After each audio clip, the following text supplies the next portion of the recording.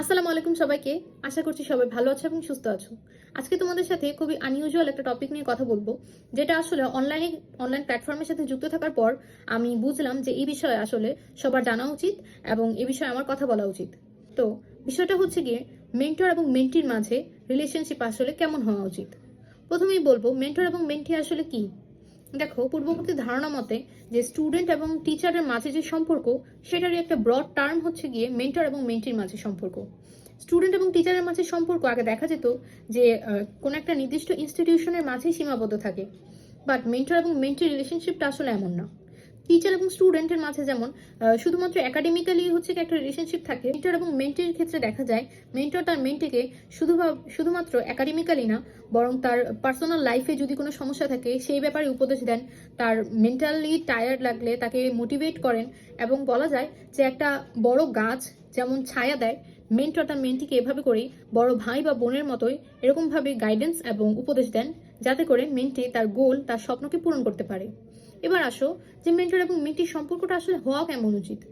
Mentor এবং মেন্টির মাঝে প্রথমেই সবচেয়ে বেশি গুরুত্বপূর্ণ সেটা হচ্ছে গিয়ে তাদের মিউচুয়াল রেসপেক্ট থাকা উচিত। দেখো, মেন্টর কিন্তু বয়সে এবং অভিজ্ঞতায় তোমার চেয়ে বড়, এবং তারা দুজনেই, মেন্টর এবং মেন্টি দুজনেই কিন্তু একে অপরের প্রতি সময় ব্যয় করে, অর্থাৎ সময় দুজনেরই যাচ্ছে, তাই মিউচুয়াল রেসপেক্টও থাকা উচিত। এবং দেখো, মেন্টর এবং মেন্টি দুজন একজন আরেকজনের প্রতি সময় ব্যয় করলেও এটা কিন্তু একটা ঠিক বর্ডার বা একটা লিমিটেশনের থেকে হচ্ছে কি একজন আরেকজনের প্রতি দায়িত্ববোধগুলো পালন করা উচিত। বলতে চাচ্ছি যে ধরো, মেন্টর যে শুধুমাত্র তোমাকে একাডেমিক্যালি হেল্প করে এরকম তো না। তোমার ধরো আজকে ভালো লাগছে না, তোমার বাসায় আজকে কিছু একটা হয়েছে এবং তুমি খুবই টায়ার্ড ফিল করছো, তোমার হচ্ছে কি কোনো বড় ভাই বা বোন নেই যার সাথে তুমি শেয়ার করবে, তুমি তোমার মেন্টরকে জানালে এবং সে তোমাকে চেষ্টা করছে যে তোমার মুডটাকে চেয়ার আপ করার, তোমাকে মোটিভেট করার, ইন্সপিরেশন দেওয়ার।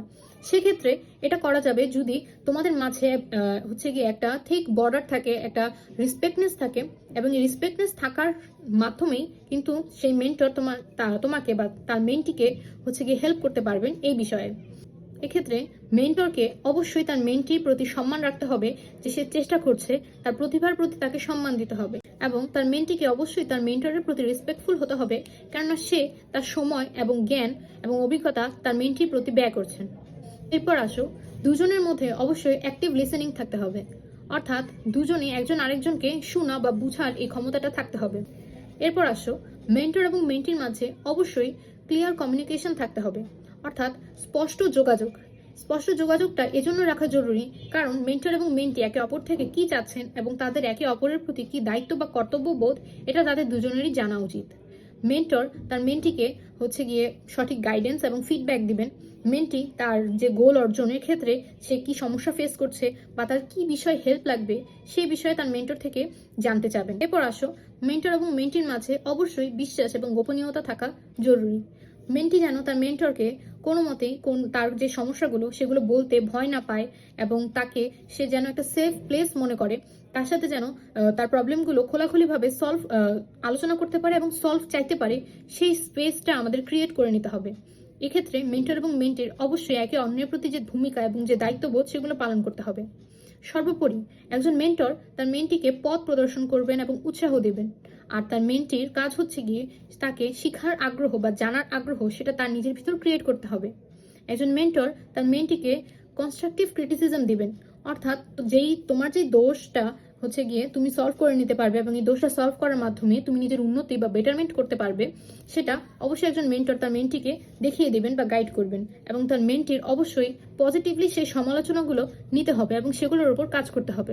সবশেষে বলতে চাই, একজন মেন্টর এবং একজন মেন্টি যদি পরস্পরের প্রতি দায়িত্ববোধ এবং কর্তব্যবোধগুলো বুঝতে পারে এবং তারা পরস্পরের প্রতি সম্মান রেখে তাদের কাজগুলো যদি করতে পারে, তাহলে কিন্তু আমাদের সমাজে বেশ কিছু সমস্যা, মেন্টাল যে স্ট্রাগল করে স্টুডেন্টরা, সেই সমস্যাটা কিন্তু সমাধান হয়ে যাবে, পাশাপাশি তারা একাডেমিক্যালি হেল্পও পাবে। তো আজকে এ পর্যন্তই। ধন্যবাদ সবাইকে। আসসালামু আলাইকুম।